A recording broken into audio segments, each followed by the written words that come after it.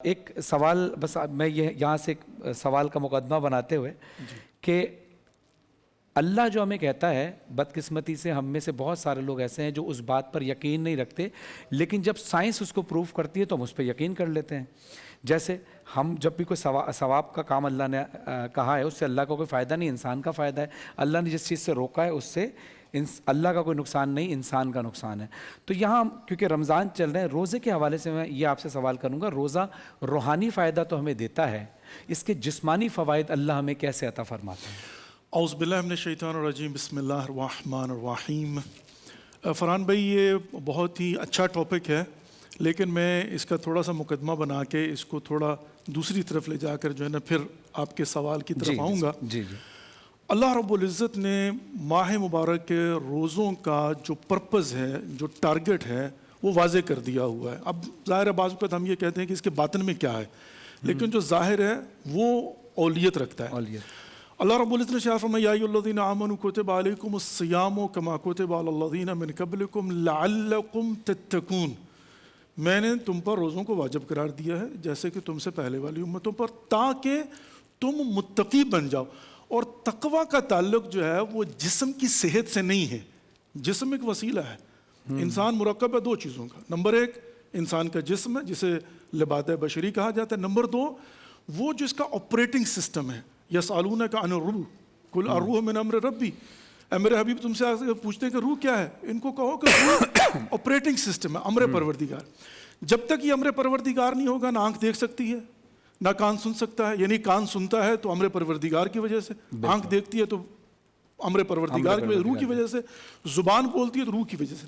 اب روزے کا پرپس جو ہے نا در حقیقت وہ قوت روح ہے۔ صحیح ہے۔ اچھا، روحانی طور پر لعلکم تتقون، تاکہ تم متقی بن جاؤ۔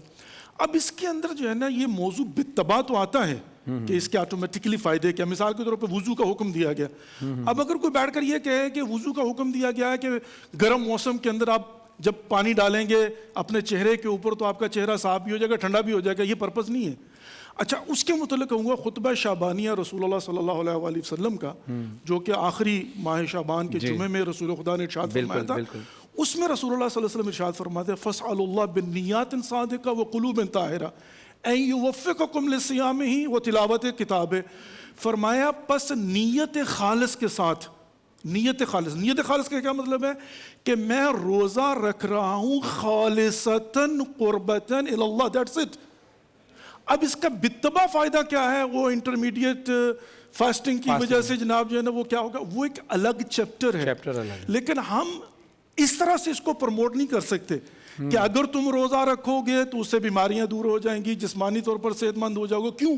اب آپ کہیں گے وجہ کیا ہے کہ میں اس کی مخالفت کیوں کر رہا ہوں؟ میں اس لیے مخالفت کر رہا ہوں کہ بعض چیزوں کی اللہ رب العزت نے ممانعت کی، حرام ہے، اور میڈیکل ثابت کرتی ہے کہ اس سے آپ کے جسم کو بڑے فائدے ہوتے ہیں۔ ہم وہاں پر کہتے ہیں کہ بھائی یہاں پر اگرچہ جسمانی طور پر تمہارے لیے ٹھیک ہو، اگرچہ اس سے آپ کو قوت ملتی ہو، اگرچہ وائٹامن ایسے ملتے ہیں جس کے اندر جیلیٹن ہوتا ہے، اس کے کھانے سے جو ہے نا آپ کو وہ بہت سے فائدے ملتے ہیں، لیکن چونکہ اللہ رب العزت نے ان چیزوں کو حرام قرار دیا ہوا ہے تو یہاں پر میں جسم کی صحت کے لیے واجب ہوں، ضروری ہوں، ڈاکٹرز کہیں الگ بات ہے، ویلا اس پرپز کے ساتھ نہیں۔ اچھا، اب جب یہاں پر آتے ہیں تو کیا ہے، روزہ تو خالصتاً الصوم لی وانا، یعنی یہ ایسی بات ہو گئی کہ ہم کسی کو تحفہ دے رہے ہیں اور یہ سوچ کر دے رہے ہیں کہ پلٹ کے وہ ہمیں بھی تحفہ دے گا، یعنی دوسرے معنوں میں ہم اللہ یعنی استغفر اللہ ربی واتوب الیہ۔ میں ایک چھوٹی سی مثال دیتا ہوں، اصل میں یہاں پر کیا ہے، میں ایک چھوٹی سی، رسول خدا نے خطبہ شعبانیہ کے اندر ارشاد فرمایا، وَاذْكُرُوا بِجُوعِكُمْ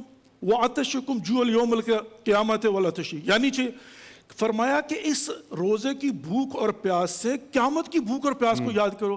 اچھا، اب ہمارے نیوٹریشنز کیا کرتے ہیں، بیٹھ کر مشورے دیتے ہیں کہ کیا کھاؤ گے جس سے بھوک نہیں لگے گی۔ بھائی روزے کا پرپس ختم ہو گیا، کیا پیو گے، اس میں الائچی ڈالو گے، دہی ڈالو گے، پتہ نہیں کیا کیا ہوتا ہے، اس سے آپ کو پیاس نہیں، بھائی اس کا پھر پرپس کیا ہوا؟ رسول خدا بھوک اور پیاس برداشت کرنا ہے۔